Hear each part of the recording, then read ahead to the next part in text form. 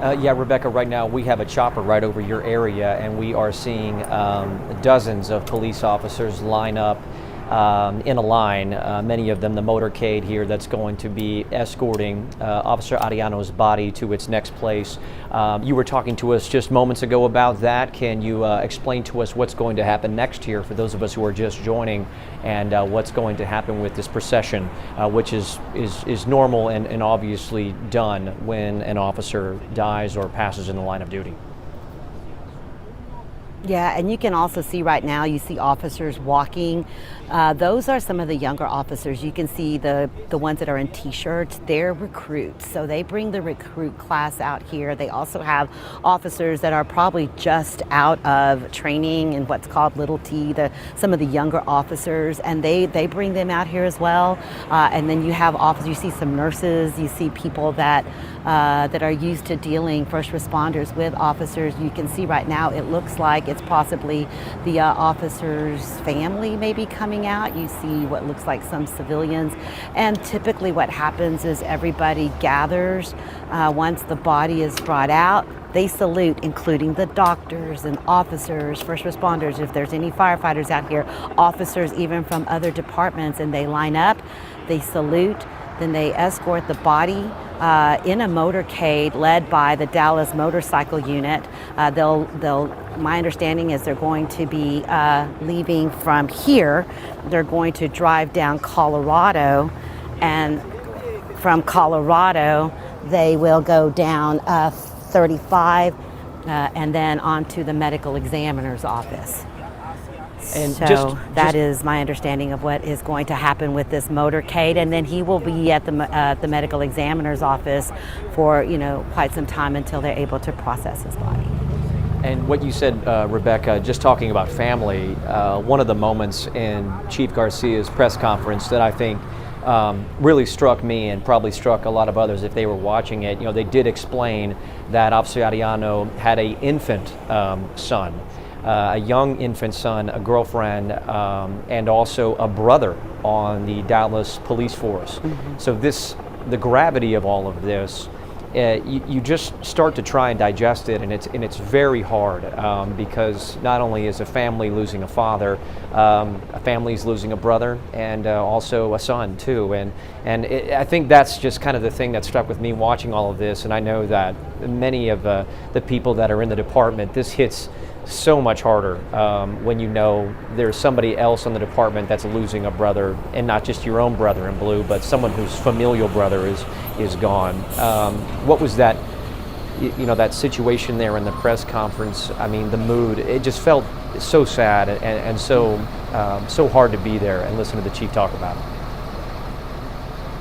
Well, I talked to some of my sources who were actually here at the hospital and inside, and they were all so emotional. It's a very sad and somber day, but you never know, when something like this is going to happen to your fellow officer, to you, or to one of your family members. I spoke with George Aranda, the head of the Police Association. This officer was a member of the National Latino Law Enforcement Organization, NELIO, led by George Aranda. And, when I spoke with him this morning, he was obviously very distraught. He says, oh my goodness, this officer has a brother on the force. He is extremely kind and loved. And in fact, he had also told me about the fact that he was a father and had a baby. And there are some pictures that we're trying to get approval to show. In a little while, I think the Dallas Police Department is actually going to release his department photo on their blog. But there's also some pictures of him and his girlfriend and the baby at a Ranger game. And he's holding the baby up, and the baby is on the Ranger cam, when they show the audience cheering, and he's so proud, and he's holding that baby up, and it just looks like such an adorable family, an adorable picture. And this young officer, only 25 years old, and just going to work and is hit by this suspected drunk driver. Now we're going to learn more about this investigation as the day goes on, and possibly we might even have the blood alcohol level of this person. But I'm told it was way beyond the legal limit. And a female, I believe she's about 31 years old, a Latina female, and she is also in serious condition now at Parkland Hospital. But here we wait for the body to be escorted by the Dallas Motorcycle Unit. They're going to go down Colorado, onto 35, and onto, I believe, Beckley was my understanding. But Matt, you know, I've covered so many of these over the years. I've covered multiple officers that have died in so many different ways, whether it's in car crashes, killed by a suspected drunk driver, or shot to death. And it doesn't get easier. It's always hard because typically they leave behind, you know, two families, the family that they love, that they go home to, and this big family in blue. And they're always so somber, the funerals, and just saying goodbye to someone who was dedicating his life to serve his community. And that just makes it, you know, really hard. And I believe, if I can recall, the last officer who was actually killed by a drunk driver was several years back, and it was a motorcycle officer, and he was blocking a ramp. And this drunk driver came and ran over him, and he died. That was an on-duty death. In this case, obviously, the officer driving to his work at Northwest Patrol Division, where they have lowered the flags at half staff there. Also, the mayor, as the city council meeting was beginning today, he addressed the council and the citizens of Dallas about this, saying, everybody please pray for this officer and his family. And that's exactly what Chief Garcia just asked for now as well. Pray for this officer, pray for his family, pray for his brothers and sisters in blue that have lost their colleague as well. That's always very, very difficult. Well, Rebecca, thank you so much. Your insight is always so valuable, having covered DPD for so long. And right now we're going to stay here on this shot from the air.